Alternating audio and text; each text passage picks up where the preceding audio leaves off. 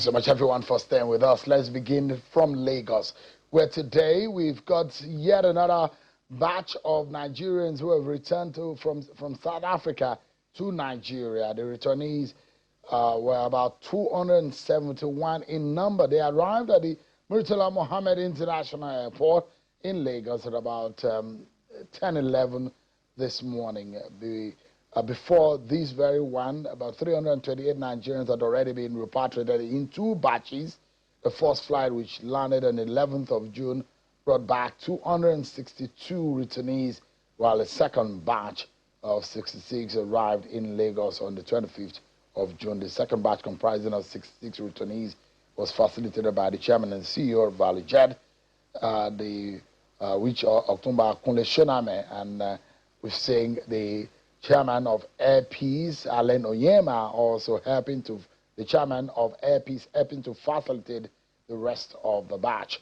And so we've seen the returnees undergo scrutiny and screening as they arrive on Nigerian soil. But back in South Africa, we've seen thousands of people march in the streets across the nation to demand the departure of undocumented foreign nationals after a weeks-long campaign that has sent thousands fleeing and claimed about 4 lives of people.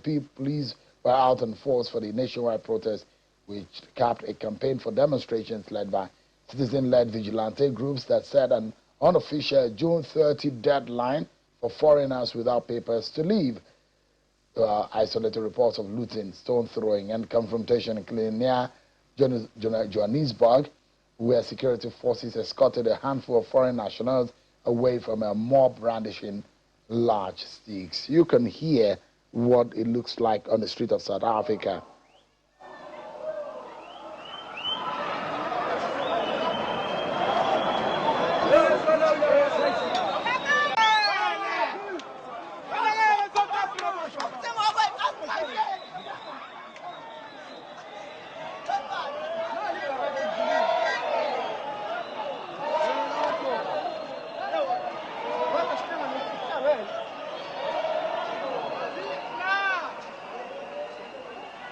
That was what it looked like today in South Africa, where they gave an unofficial deadline. What is the role of government, traditional rulers, citizens of South Africa?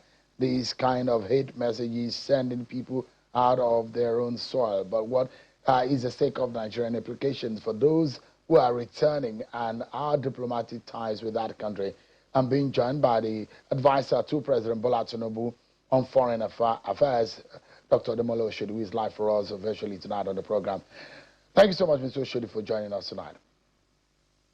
Good evening, Phil. Sad day.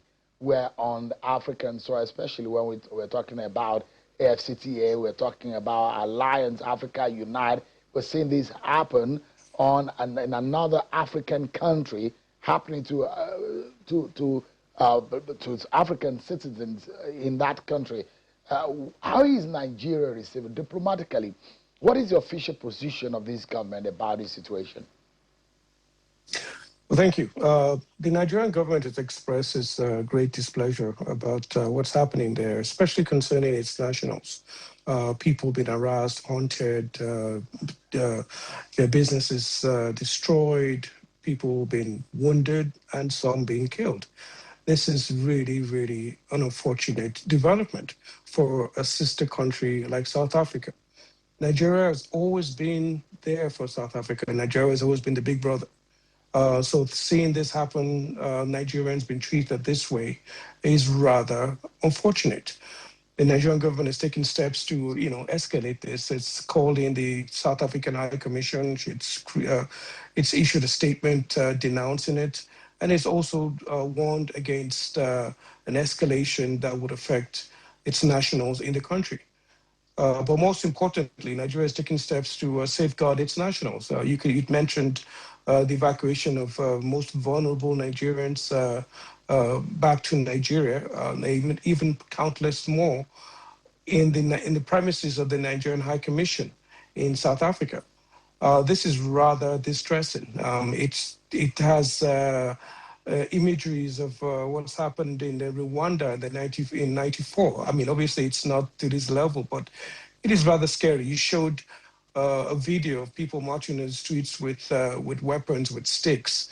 I feel for any Nigerian or any national, African national, that is situated or residing in South Africa, even if your papers or immigration status is legal.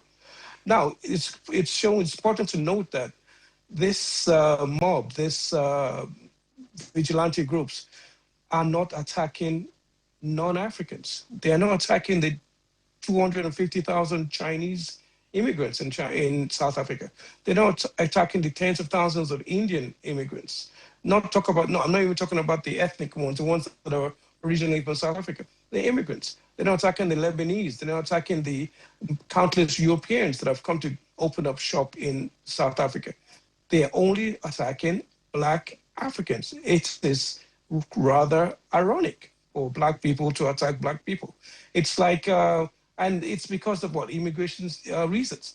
It's just like the American MAGA system, the Make American Great movement, going street by street, knocking on people's houses and asking to return, immigrants from Latin America, Mexico, Guatemala, El Salvador, and saying they must leave.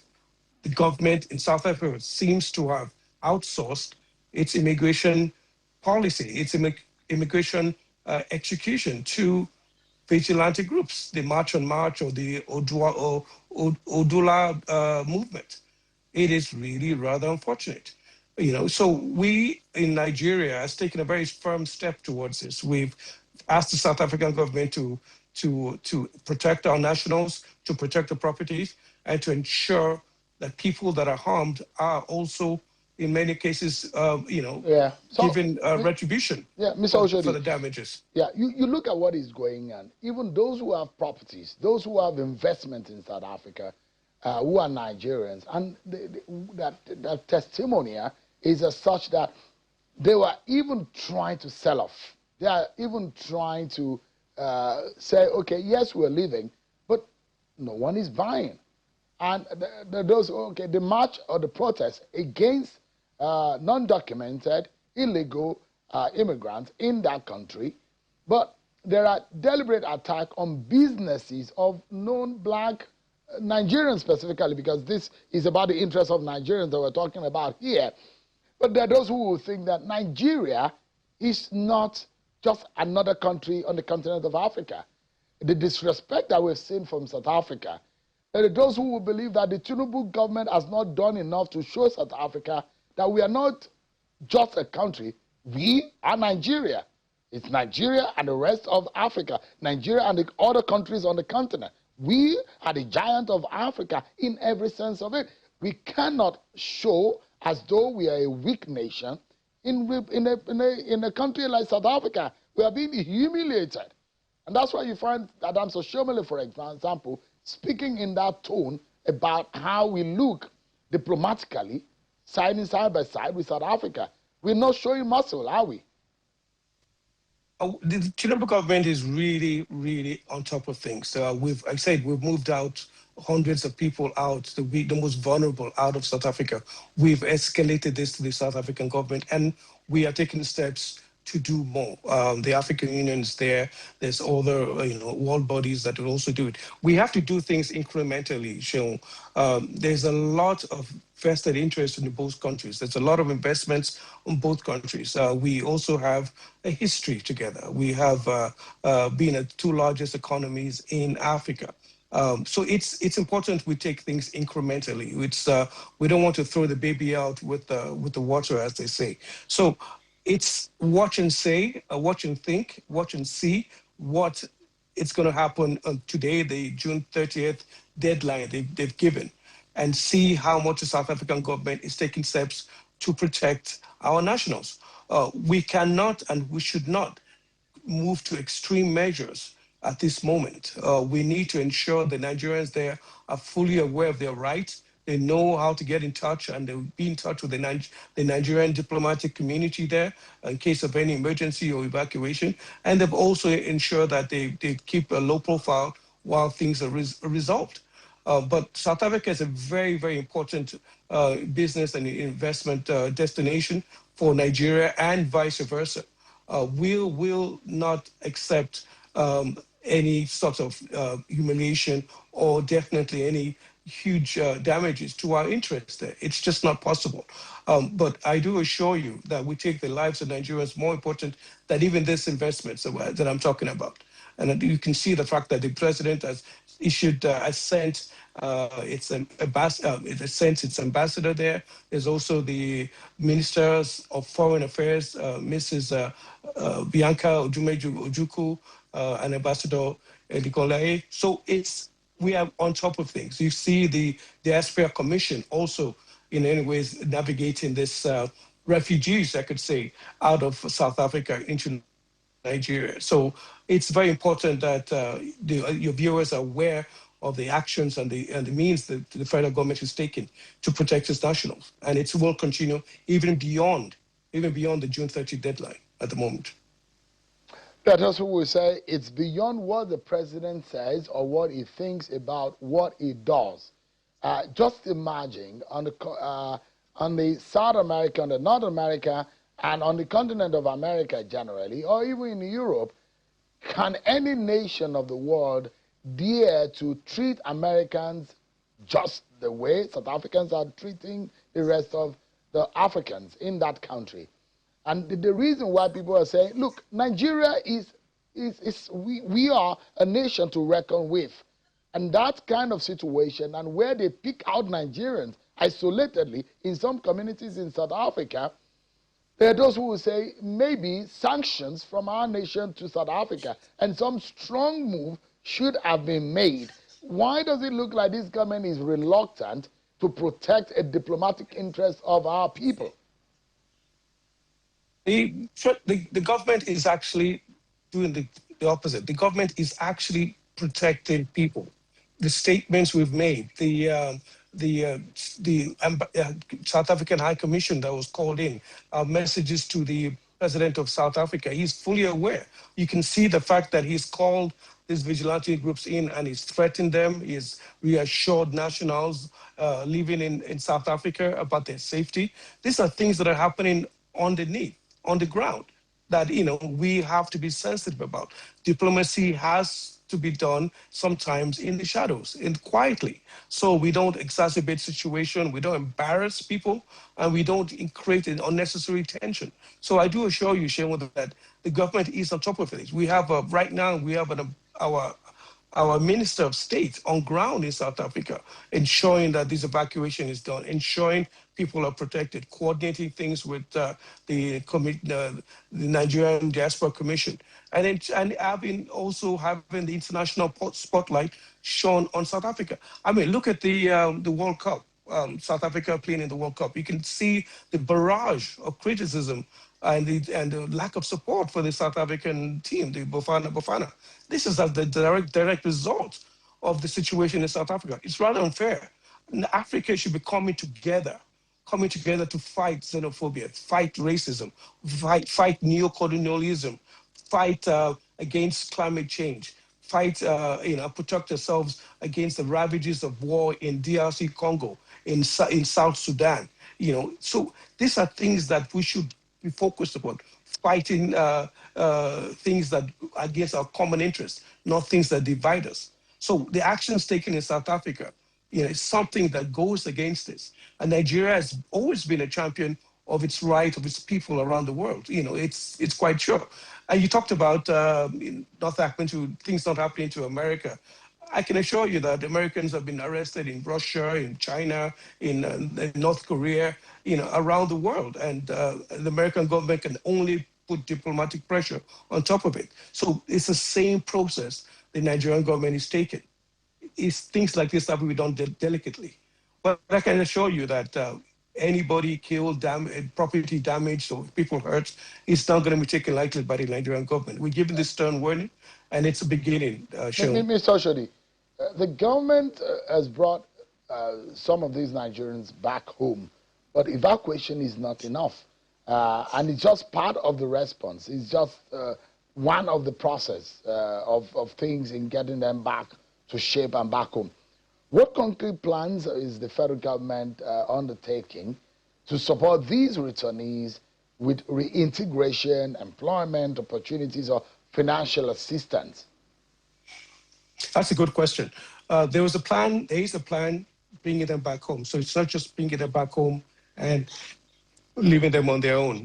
The Nigerian government is giving them money, is giving them transportation to many of the various locations. The state governors also have chipped in and helped their nationals from their state. The government has a database of these people, and it's going in many ways be in touch with them and see how they can reintroduce them into the Nigerian society regarding employment, healthcare, and also ensure that if they do need to go back to South Africa, if there's a legal reason for them to go back. Many of them have, have family, maybe married to South African, or maybe they have businesses there. If they have a good reason to go back to South Africa, the Nigerian government is taking to take steps to ensure their rights is respected, and the South African government gives them the opportunity to go back to South Africa if they have legal rights and also have investments they need to clear up. So it's not that we're just bringing them into Nigeria and then abandoning them. There's a step-by-step process. There's a database whereby the Ministry of Foreign Affairs is in touch with them. The Diaspora Commission is also in touch with them to ensure that we can make it as comfortable, as seamless as possible. It's not going to be the same. You've just been uprooted from your location, your residence you had for some people 20, 30 years. And, many of them were already going through harsh treatment in South Africa. So they come in with very minimum resources. So it's not going to be easy to come back to Nigeria and have everything all rosy. But the federal government has taken it upon itself, and with the support of some state governments, to try and make it as smooth and seamless as possible. So it is something that we should note, and it's something that we should also monitor, that the government is right there with them in their time of needs. It's important to note that. My final question tonight will be whether or not we lack the leverage to be able to do anything to ensure that South Africa feel the heat. And perhaps that's the reason why there's no sense of reasoning. And even the government in South Africa doesn't look like they're standing up against these sort of attacks.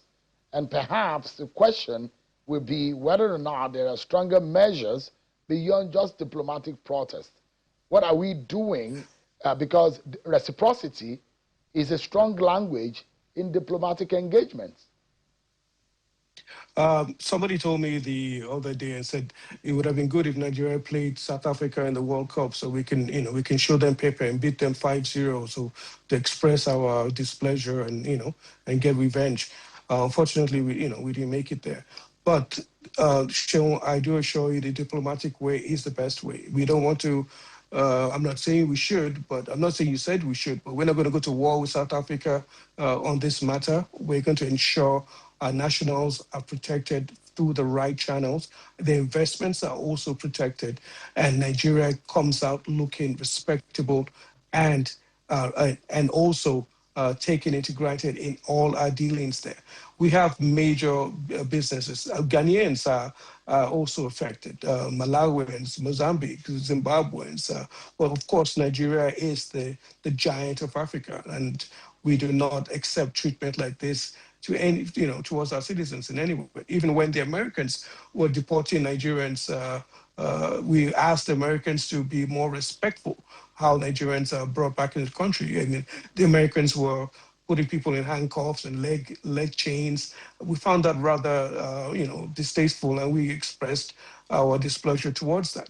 So it's important that Nigeria will take on any country to ensure the fact that it has to honor decent human behavior, decent human rights, and make sure Nigeria itself is respected. We are the leader. We are the natural leader in Africa, in Black Africa. And it's important that we show that and our rights are respected. I assure you, South Africa is taking note. On diplomatic channels, this is what I hear. They are taking note of things there. And they're not going to take Nigeria for granted, Sean. Demola Oshodi, thank you so much indeed tonight for your intervention on this matter. Sure, thank you. We should have been discussing more progressive in terms of trade, commerce, and economic engagement of Nigeria with other countries. But here we are discussing xenophobic attacks, very senseless behaviors of myopic people of South Africa. But thank you so much indeed, Demola, for your intervention and your thought tonight. Thank you for the opportunity.